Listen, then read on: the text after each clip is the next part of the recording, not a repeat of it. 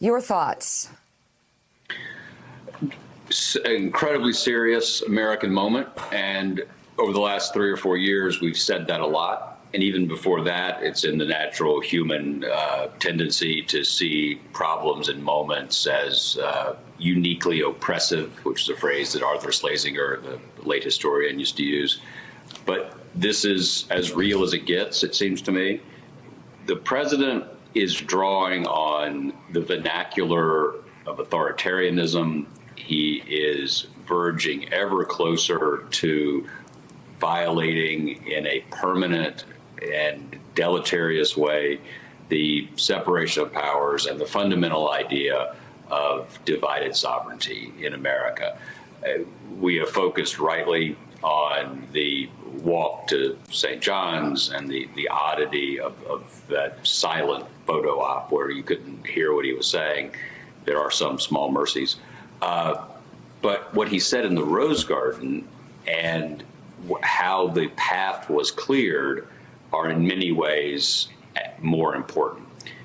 He is ever closer to expanding and deploying, projecting American military force domestically because he can't address the underlying concerns, has no interest apparently in addressing the underlying concerns that have led to a moment of extraordinary domestic unease, the most unrest in half a century. And we're only 200, we're not quite 250 years old as a republic.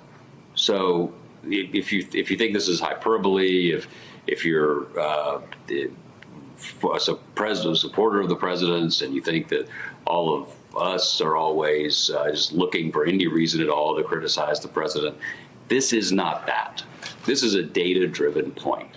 The president of the United States is verging toward the means and the ways and means of dictatorial power. And democracy is as fragile a thing as it gets. James Madison said, Madison's been on my mind because the St. John's was finished in 1815. Dolly Madison went there. It's part of the iconography of American power and virtue in many ways, power in a good sense. Presidents go there on inauguration days to pray. Franklin Roosevelt went to his knees on March 4th, 1933, and prayed in that church at a time, the last time we had this many people out of work, the last time there was this lack of confidence. But what we have to do here is focus as strongly and intently as possible on what makes us different. And what makes us different is a rule of law and a capacity to address underlying concerns. The president has no interest in that. The rest of us have to be. Thanks for checking out MSNBC on YouTube, and make sure you subscribe to stay up to date on the day's biggest stories. And you can click on any of the videos around us to watch more from Morning Joe and MSNBC. Thanks so much for watching.